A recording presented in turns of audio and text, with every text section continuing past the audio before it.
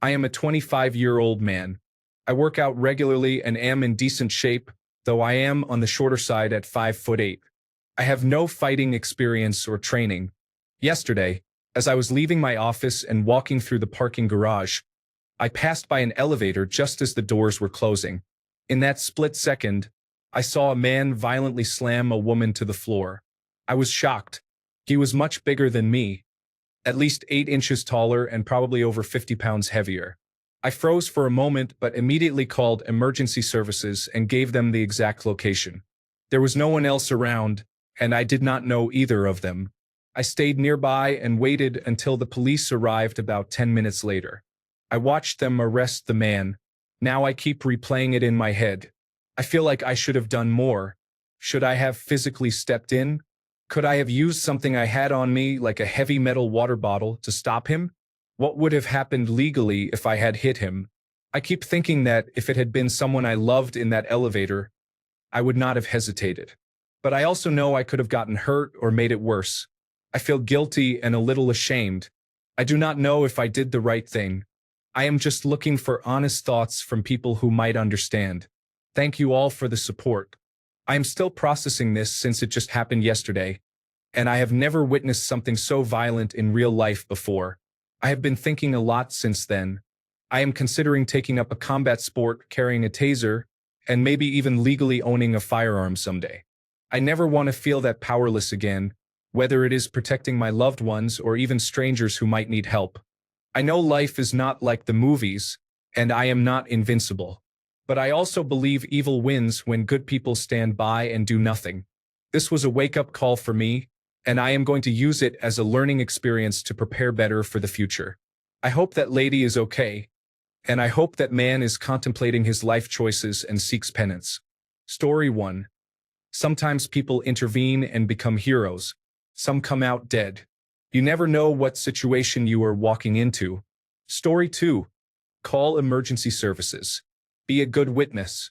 You might think you are tough, but there is always someone out there much tougher or more dangerous than you. Family, I will fight to the death. Others, I am not getting knifed, shot, or sued.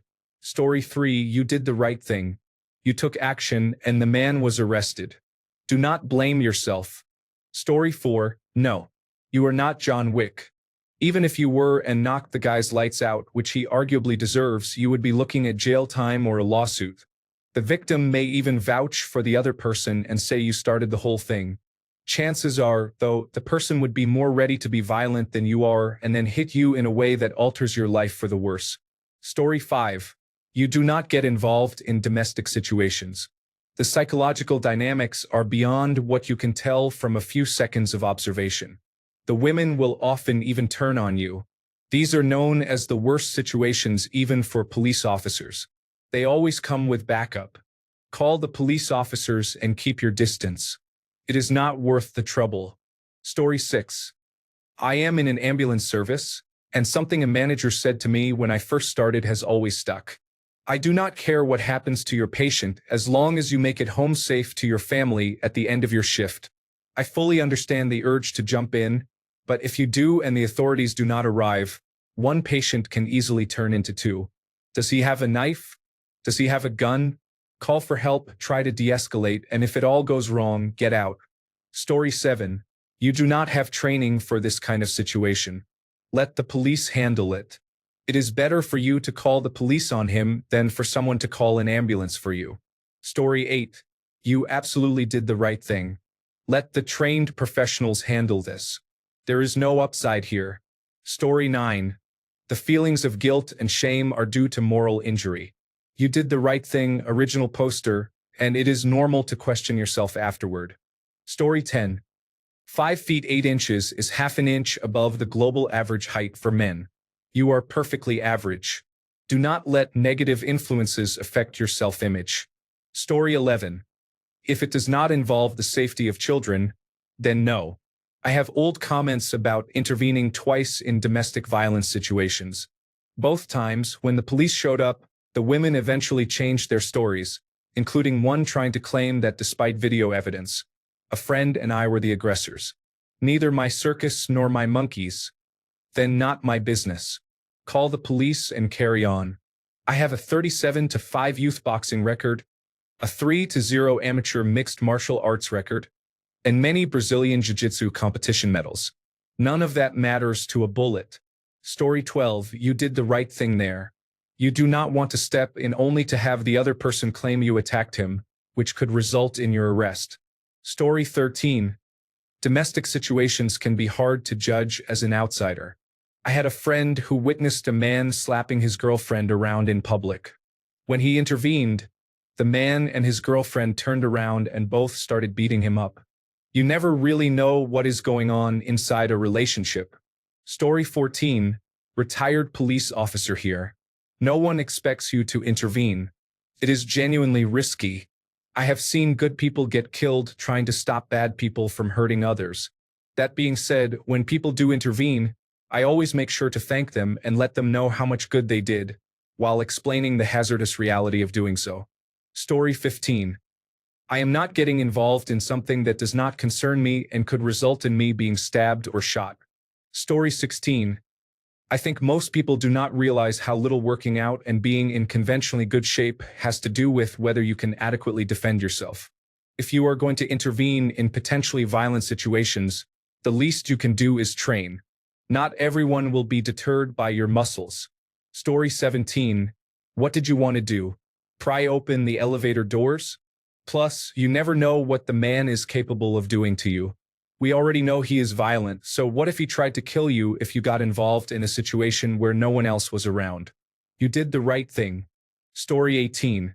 Unless you are trained on how to intervene, you did the right thing in these circumstances by reporting it to the police immediately and acting as a witness. No one wants a dead or severely injured hero if that can be avoided. Story 19. You stuck around, that is a lot.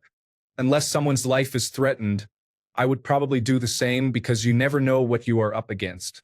Even if a life is threatened, you still would not be wrong for not intervening. It could be your life. Great job on not ignoring the situation. Story 20. I will never get involved with someone else's domestic violence situation. Maybe the woman in question was truly blindsided by an abuser, but most women who date abusers have made repeated poor choices. If you are drawn to harmful individuals, I am not risking my safety to bail you out. I will call the police and testify against the person in court, but I am not getting physically involved. Police officers will tell you they dislike domestic violence calls because they are dangerous, and it is not uncommon for the victim to attack the police. Story 21. Shorter side at 5 feet 8 inches? That is around average height. Also, nobody should involve themselves in physical violence. Classes that teach self-defense first teach de-escalation because there are no winners in a street fight. Story 22. No, never get involved in a domestic violence situation. She will not see you as a hero. You cannot save her. In fact, she may become more determined to stay with him if you hurt him. Story 23. You have no moral or legal duty to intervene if you think it puts you at great risk of harm. You also would be morally and legally justified to intervene in that situation.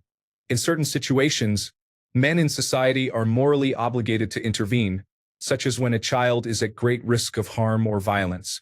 In those cases, you have a moral duty to intervene, though no legal duty to put yourself at risk. Sometimes, in situations like the one you described, the best course of action is to call law enforcement and be a good witness. If it were you and 2 of your able-bodied male friends witnessing this, you would probably be better off intervening. But if it is just you, facing someone who could easily render you unconscious or kill you, you did the right thing. There is a chance that stepping in could create 2 injured people instead of 1 and could worsen the violence toward the woman after you are incapacitated. Story 24. That sounds like it is the testosterone speaking. While it is commendable to stand up for the oppressed, we are living in a precarious time where political figures are being assassinated and chaotic mobs of angry youth are rampaging, looking to take out their rage on anyone naive enough to get close.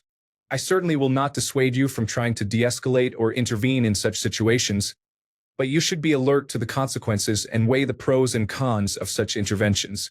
If you are willing to risk potential bodily harm to come to someone's aid, by all means, the world could use more people doing good deeds. If that kind of danger seems too real, then calling the police in such a situation is the better part of valor. Story 25. No, do not be the hero. It is not worth dying over. People can be unhinged, and you really have no idea what could happen. Story 26. As a man, you are more likely to be seriously injured than a woman. People take it easy on women but see men as fair game for full strength. Story 27. You caught a split second of a scenario. That is not nearly enough context to make the right choice. For all you know, he could have been defending himself against an attack. You did the right thing by letting law enforcement handle it. In this case, it seems you were correct about your assessment of the scenario, but you might not be next time. In the case of something obvious like a mass shooter, I would definitely say you should shoot back. For anything that you cannot be 100% sure of, it is best to be a good witness. Story 28. No, that is another horrible Hollywood cliché. Should screenwriters be reprimanded for planting all these nonsensical ideas in our heads? A blow to your Tyrion might even be fatal, while we see the protagonists and antagonists throwing dozens of punches or bullet holes at each other as written for the silver screen. Your decision was impeccable. Story 29. If it is to defend someone I know, I might step in. For a stranger, I would probably just call the police. I am not a big person, and I have no way of knowing if the other person is armed. Story 30. A man in my city was stabbed to death. You do not know if he had a knife, a bat, a gun, or something else. It is best to call the police. If you had intervened, you might not have been able to call for help, or you could have made things worse for both of you. Just a little secret. Most people have absolutely no clue how to defend themselves or others. It is not an inherent skill for us anymore. We do what we can. We are all possible victims, unfortunately, even people who are trained to fight. Fighting for discipline or sport and fighting for survival are two very different things. Fighting for sport helps you act under pressure, gives you muscle memory and conditioning. But you can quickly see some forget what they have learned when things get difficult. Lastly, no one knows how they will react in those situations when they happen. Hindsight is perfect, but you can only see it if you are alive. You did well. Where I used to live, people would just run and leave you at your attacker's mercy. It had nothing to do with them. They wanted no part of it. If that meant you died, then you just died. Again, you did well. Story 31. You did the right thing. Intervening in other people's affairs when you know nothing about the situation is unwise. I had a friend in a similar situation years ago. He pulled a large man off a woman. My friend had the man in a chokehold from behind and was in the process of subduing him. The woman stabbed him in the arm. Matt Murdock can handle situations like that. Regular people need to call the police. Story 32. No. If you got yourself into the situation, you can find your way out. Being on someone else's t-shirt is not nearly as enjoyable as people think it is. Story 33. There was a case here locally where a man saw two other men at a bar take a woman into a bathroom. He tried to intervene, but he was either stabbed or shot. I cannot remember if he survived. Just call the police. Story 34. There used to be a bar in my city that closed down after an incident. One night, two men got into an altercation there. An off-duty police officer, who was at the bar with his girlfriend, intervened and managed to separate them.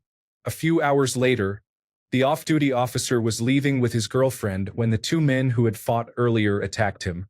They broke his spine, leaving him paralyzed from the neck down. Similarly, many police officers can share stories about domestic violence situations where one partner is severely abusing the other.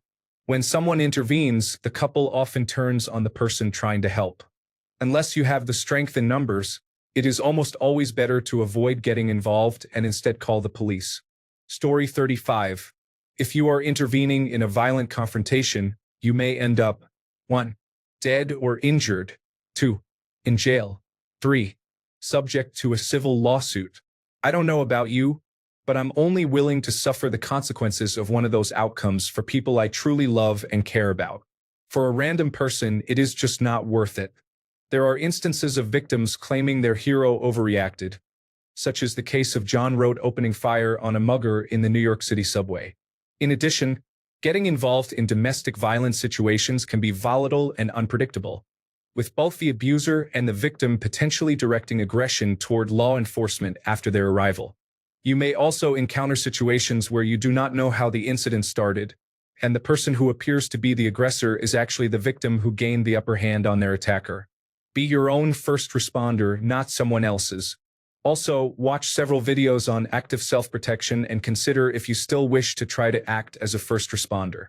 Story 36. As a former firefighter and emergency medical services employee, the best thing you could have done was stay on the scene and stay on the phone to talk with the dispatcher. Continuing to provide information to the dispatcher, then to the police, is more helpful than anything else you could have done. The last thing you want is to get involved and end up getting hurt, cut, or shot. Then emergency services have 2 victims to deal with, and you have a ton of medical or funeral bills to pay. I heard an actor in a movie say once that, "There is nothing wrong with being a hero, except most of them are dead. You were the best hero you could be in this situation. Hold your head up and be proud." Story 37. You did perfectly fine as someone without previous experience. I would have snuck up and bonked him on the head with the bottle. But I do not trust you have the dexterity to do that. Story 38. You did the right thing in calling the police and staying out of it. Unless she is screaming loudly, you do not know what type of situation you are getting involved in. If they are a couple, they would most likely turn on you for your good deed. Like others have said, you are under no obligation to put yourself in mortal danger for someone else. Story 39. You did the right thing. I have intervened in situations like this before, but only after calling the police and only when there was a group of us. Story 40. I think you are expected to call the police and that is it. Putting yourself in harm's way is entirely up to you. I will never blame anyone unwilling to do that for a stranger. Story 41. Did the right thing. When you intervene in situations like that, you are accepting the risk of being severely injured or worse. If you are okay with that, go for it. Story 42. You do not need to put yourself in a position to fight. Sometimes just being a distraction or checking in on her can stop what is going on. Maybe talk loudly as if you were on the phone and yell something like, "Some guy seems to be beating on a woman. I just called emergency services. If I do not call you back in 5 minutes, send them to this location." That might be enough to make him think twice about continuing what he is doing or attacking you. You can always do something, even if it is calling the police. But it is also fine to prioritize your safety. Story 43. You did the right thing. Police officers dislike responding to domestic violence calls because many women change their minds once the police arrive. If you had intervened, there was a chance he could have assaulted you, and the woman might have supported his version of the story. You did not know if the man had a weapon or his level of fighting experience. You did not know this woman. You still acted with human decency by calling the police and staying on the scene. If this had been your wife, girlfriend, mother, sister, or close relative, you would call the police or have someone else call and physically intervene. Story 44. Anyone much bigger than you could have seriously hurt you. Size does make a difference. That is why professional fighters, such as boxers and mixed martial arts fighters, only fight in their weight divisions. Also, anyone who would do that to a woman probably has made other bad lifestyle decisions and most likely has experience fighting. As other Redditors have said, he may have been armed. I have personally seen situations where the woman, out of fear, will lie to cover up the abuser's actions and blame the person trying to help because she fears retaliation. Good judgment call. Story 45. You did the right thing. I had a similar situation with a man and a woman who were starting to get physically violent outside a gym as I was driving by after a yelling match. I stopped and told them to stop fighting. I don't know who started it, but I asked both of them to stop because the police had been called. That made both of them stop. Story 46. I immediately called emergency services and gave them the exact location. There was no one else around, and I did not know either of them. I stayed nearby and waited until the police arrived about 10 minutes later. I watched them arrest the man. Now I keep replaying it in my head. I feel like I should have done more. Stop right there. You did good. You did real good. You likely saved someone's life, and acting more directly could have ended your own. Story 47. You called the police more than what others would have done. Think of yourself as a wonderful human being. That person was not a man, no matter how big he was. You were the person who saw something and did something. Story 48. A domestic violence situation is one of the worst for police officers to handle, and they are cautious when responding. You did the right thing. Story 49. There is no single correct answer for this. Every situation is different, and you have to evaluate in the moment. I probably would have tried to intervene in the situation you describe, but unlike you, I do have training. I also live in an area where the police would not have arrived as quickly. I would not fault anyone for doing what you did. My reaction is not necessarily the correct response for you or even for me. The person could have pulled a gun or a knife, and I could have ended up in the hospital or morgue despite my training. In the end, it is results that matter. You acted by calling emergency services, and the person was arrested. A good outcome means you did the right thing. Good for you. Story 50. You did the right thing. Getting more involved might have made things worse for all of you. If this stays with you, consider talking to someone. Just because you were not the one being assaulted does not mean it was not also traumatic for you. Story 51. I know a man who tried to stop a fight outside a bar and was shot in the back. He is now unable to use his legs. He was only 22 and is now wheelchair-bound. Story 52. I keep hearing about people who try to intervene physically and either get themselves seriously hurt or face criminal charges due to their attempts to stop the situation, which may or may not seriously harm someone else or worse. Defend yourself or someone you are with only when you are being attacked and cannot escape the situation. Story 53. You probably did the right thing by most standards. Unfortunately, I would not be able to do the same. I am a do-something kind of person, risk or not. You never know if the police will arrive in time to stop whatever is about to happen. I do not typically trust response times and will do whatever I can to prevent any further injury to any person.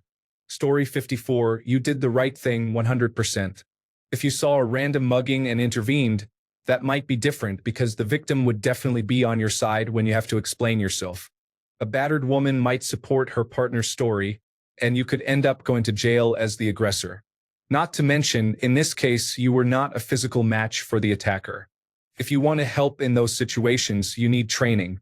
Of course, you don't know what kind of weapons the attacker might have. Do you want to get killed for a stranger when it's not your job and the police exist specifically to do that job? Don't be reckless. The only instance where you should intervene is when a few extra minutes could mean life or death for the victim. And even then, know that you are putting your own life at risk. Do you want to be a hero?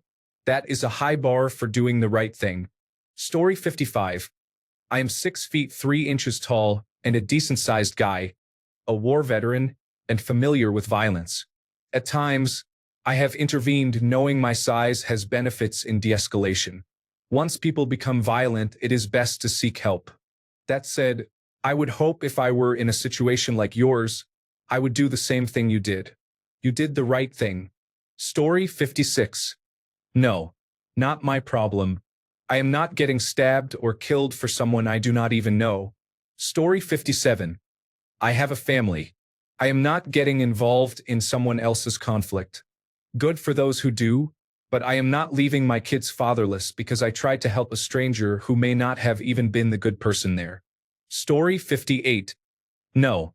Call the police and wait. The person could be under the influence or just unstable. It sounds good to be a hero when you think about it afterward or when you are daydreaming, but it is not really worth it. Story 59. I was once riding the train when a fight broke out because one person started mouthing off to 2 others, who then proceeded to beat him up. I am 6 feet 7 inches tall and at the time weighed about 250 pounds and was in decent shape. I was bigger than all 3 of these people combined. As the fight continued, one of the other passengers tugged on my coat sleeve and asked if I was going to do anything to stop it. I flatly said no way am I getting involved, and I don't feel bad about it. I didn't know anyone involved. No one had a weapon, at least none I could see. I heard what the person said to start the fight, and honestly, he deserved the beating he got because it was a very racist comment. The person getting beaten stayed on his feet the whole time and was defending himself. If he had been rendered unconscious and was being stomped, I would have stepped in. I have been in another situation where a clearly deranged person was verbally harassing a woman on the train. I left it alone until he raised a hand to her or followed her off the train. If he touched her, I would have intervened. If he tried to follow her, I would have gotten off and followed to make sure she got to her car safely. Bottom line, especially in this day and age, jumping into a situation you know nothing about is a good way to get sued, arrested, or killed. Be sure of the situation before committing to getting involved, and always make sure you have an escape route available. Be aware of your surroundings and watch for people around you, but not at the expense of your own safety. If you are nervous about a situation, call the police first, keep them on the line until they arrive, and only step in if there is no other option. Story 60. You did the right thing. If you had physically intervened, who knows what would have happened? Maybe you would have scared him off, but more likely he would have become violent with you, potentially causing you serious harm. It is also possible that, after attacking you, he was so enraged he would have harmed the woman even worse. The worst case would be that he killed you both. You called for help, stayed to ensure help arrived, and pursued the attacker, leading to his arrest. You saved that woman from severe injury, and she is likely grateful that you did as much as you did. Do not let your ego get in the way. You did more than most people would have. Story 61. No. Never. You cannot outsmart stupid, and you cannot reason with crazy. An altercation occurs when stupid meets crazy. Story 62. Funny how Reddit is full of undercover Batman fans who apparently would have taken down a man twice their size without blinking. The world must be a safer place than I thought. Good job, heroes. Story 63. I am a middle-aged man in better shape than most men my age. My father forced me into boxing to toughen me up, and I trained and fought as an amateur from the age of 12 until I was about 24. I am also a war veteran and saw combat in Iraq. With all this as my background, there is no way I would insert myself into a situation that is, or may become, violent. Believing that doing so is a good idea is a childish fantasy, and graveyards around the world are filled with men who thought the same. There are too many variables in a situation where you have no knowledge to take that chance. But here is something to really think about next time. What is the best possible outcome if I intervene in the situation, and what is the worst? In the situation you describe, the best outcome if you fought would be that you beat up some man who would end up in jail anyway. And if you are lucky, you will not be joining him. The worst case is that either you or he gets killed. One other thing one of my old boxing coaches used to say might be worth considering. When does a street fight end? We know when a boxing match ends, but what about a brawl in a lonely alley between you and a stranger? There are only two ways that fight ends. One of you runs away or one of you is incapacitated. Story 64. I froze for a moment but immediately called 911 and gave them the exact location. There was no one else around, and I did not know either of them. I stayed nearby and waited until the police arrived about 10 minutes later. I watched them arrest the man. You did intervene. Taking the risk of permanent injury in a random encounter is not smart, but working the system to effect change is. You are just guilty about it because you think you could make it perfect. This is not a movie. Do what you did. It is a good choice. Story 65. As a police officer, my advice would be do not intervene. I have seen many situations where a well-meaning person ends up in the hospital because they got involved in something they could not handle. I mean, no disrespect by that. Reality does not play out like a movie, and the odds are very high that you will get hurt and make things worse. From a law enforcement perspective, it also complicates the situation. For example, I receive a call about a woman being thrown to the ground by a man. I arrive, and suddenly there are two men fighting with each other, and I have no way to tell who is who. Sometimes a good witness is much more valuable to us. Story 66. Call the police. Physically intervene only if friends or relatives are involved, and you are sure they are the victim. Story 67. I feel like thinking in terms of should men do this is incredibly unhealthy because you're basically feeling guilt for not risking your own health, well-being, and freedom as battery is a possible charge for a total stranger just because you're a man or because the stranger was a woman. Calling the police is the right thing to do, Possibly ruining or losing your life for a stranger is, in my opinion, an unhealthy lack of self-value. Story 68. In general, it is a bad idea to enforce the law without the authority to do so and the legal, physical, and moral support that comes with it. If you try, you do not resolve the situation. Instead, you just add to it and become a part of it. In the absence of proper authorities, intervention might be the right thing to do. However, you must know more about the situation before getting involved, especially when entering a situation where the outcome of a physical confrontation is uncertain. Story 69.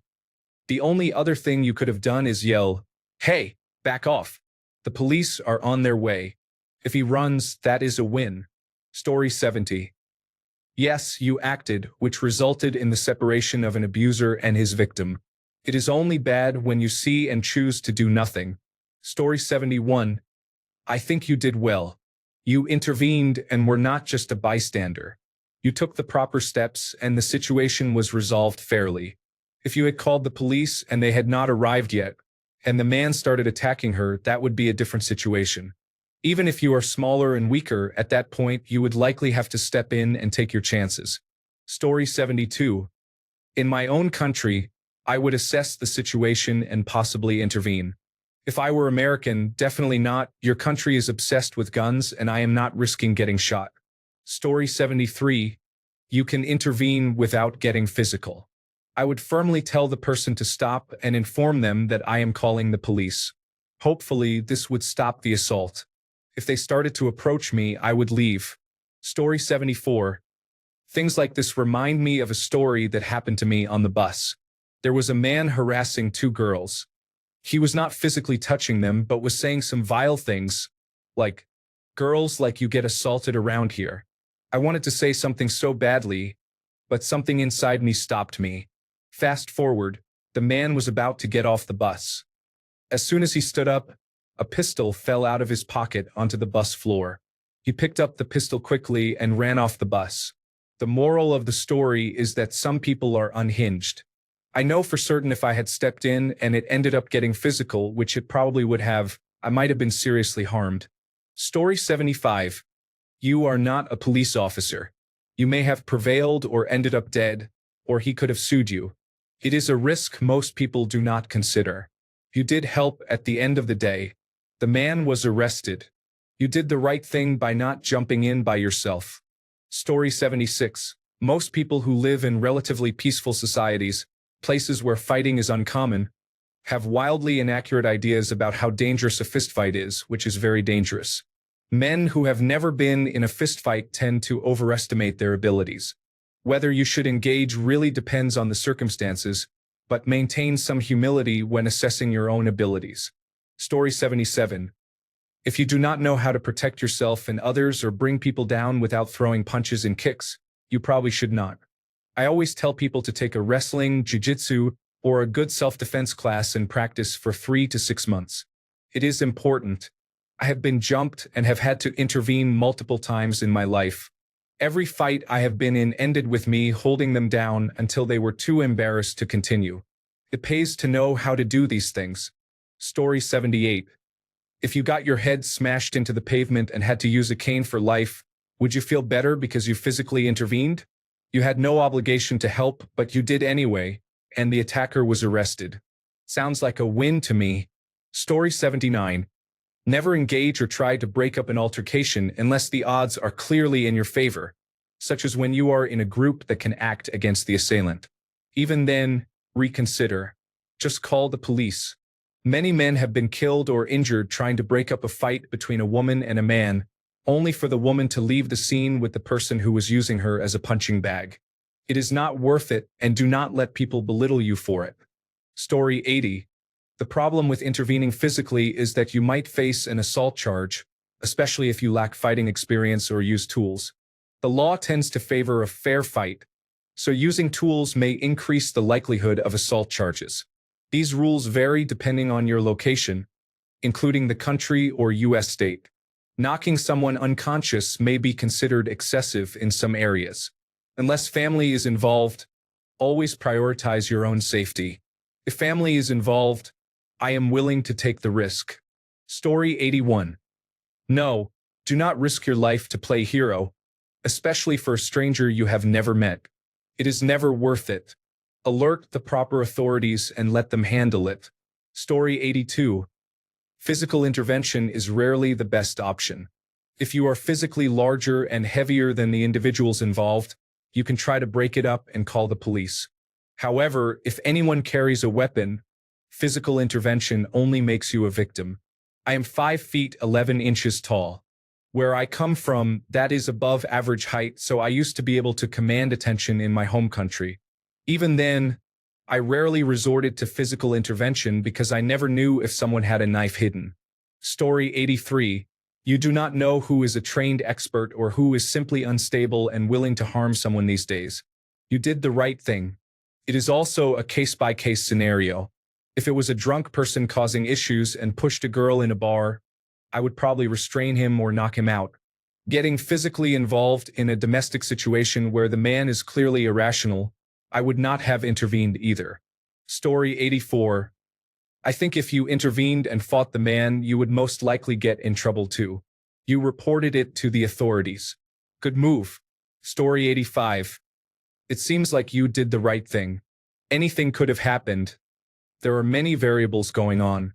If you came at him swinging a water bottle, he is just as likely to back up as he is to fight you.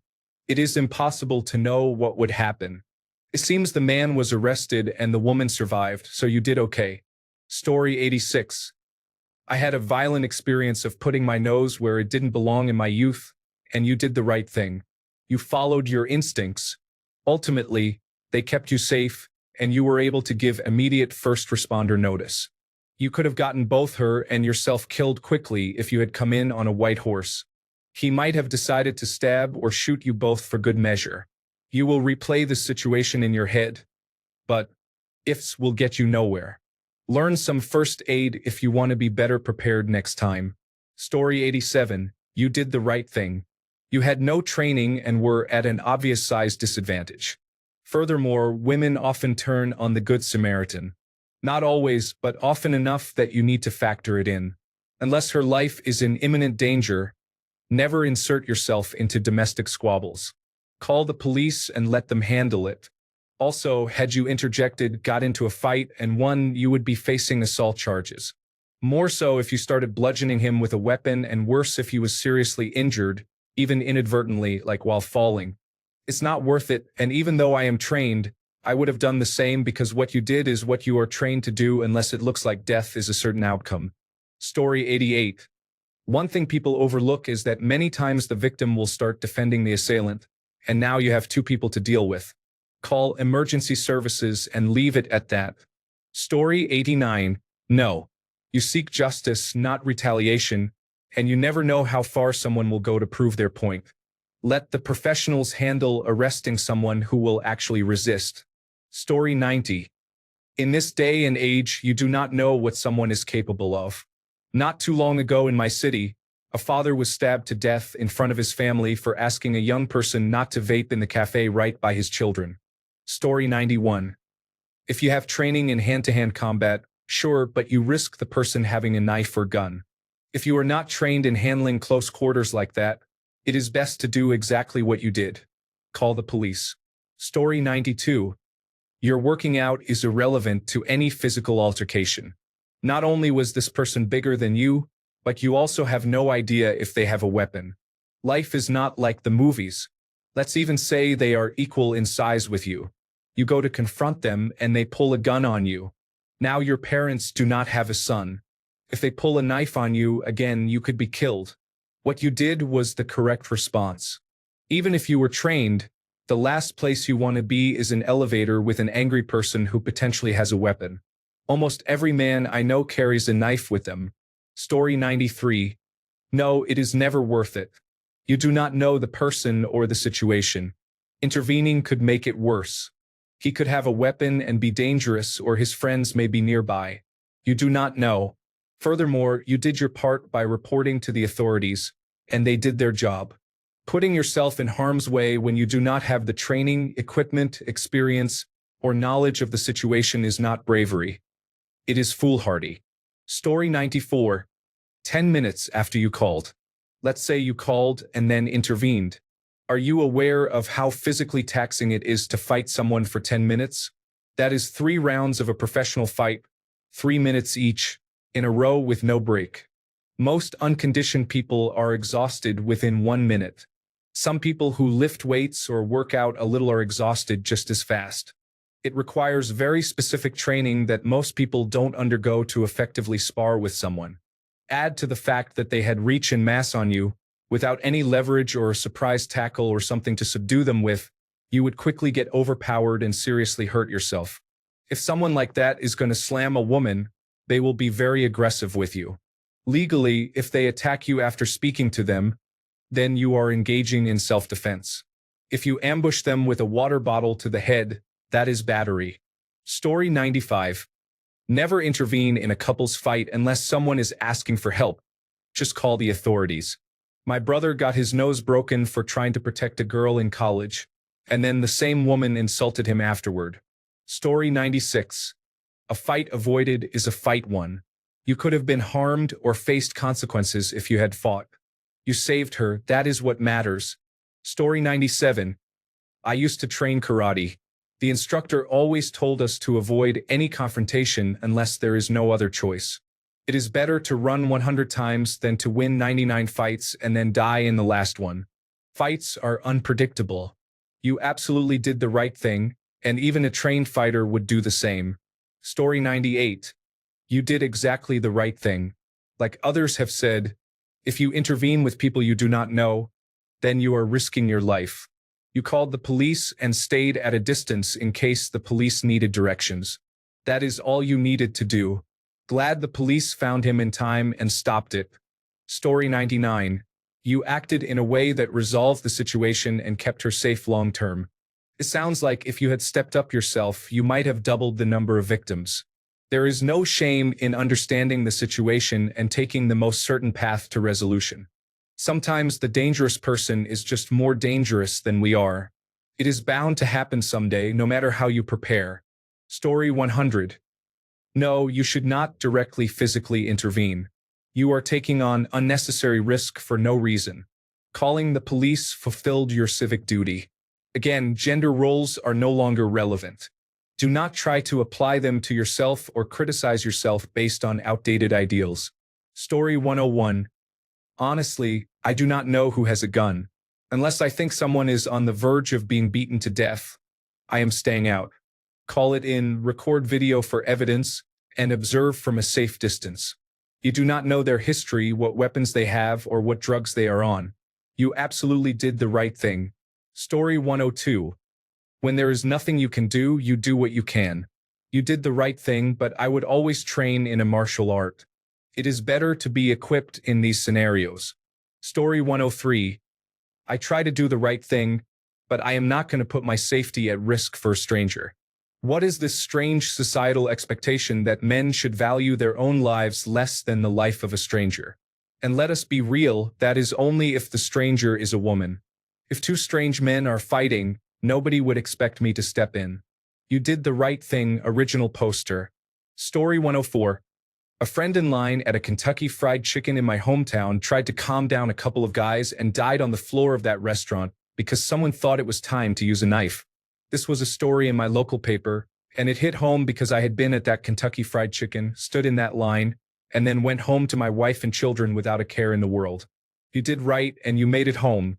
Story 105. Calling the police keeps you from ending up in the hospital or morgue. You never know what someone is carrying or capable of doing. Story 106. No, dude. Don't feel bad at all. You calling the police and staying nearby is more than most people would do. And honestly, the danger of staying near that situation is real. I'd say you had more courage than 75% of men, not just because you took action about what you saw, but because you stayed to make sure the woman was okay. Story 107. You acted as a witness should she press charges. You called emergency services. Physical intervention is not necessary because you do not know the condition of the other person or whether they have a weapon. Story 108. You did the right thing, especially since you have no fighting experience or training. Plus, you did not personally know the woman being thrown around. The worst outcome for calling the police and waiting is that you will most likely be called to the witness stand during a trial. The best outcome if you decided to physically intervene is that you would go through the legal system to establish that you acted because you believe someone's life was in danger. This process can take months of your time to complete. Story 109. You do not want to physically interject yourself into a situation you are not part of. That is the fastest way to personal harm or a lawsuit, even if you did the right thing. Calling the police was the best move in this situation. Story 110. It is hard to know what I would do in a situation like that, but in general, you should stay out of such matters, as you will likely face legal consequences. Our justice system is lenient on actual crime and strict on any form of vigilantism. In your specific situation, you did the right thing. There is no point in getting involved if you are only going to get hurt yourself. Story 111. Good for you that you got to play hero. Enjoy the high, I guess. Next time you probably will not be so lucky. Story 112. The first rule in an emergency situation is not to add more victims. In the past, when I have seen situations escalate, I often get close, make eye contact, and ask if the person needs help. If I think someone might attack me, I call the police.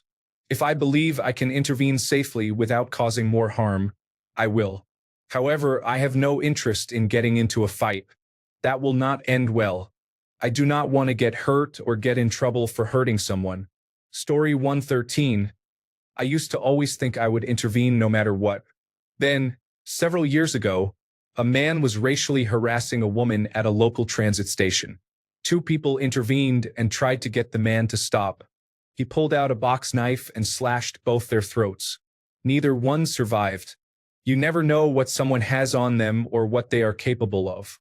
So first ask yourself, is this something I am willing to die over? Story 114.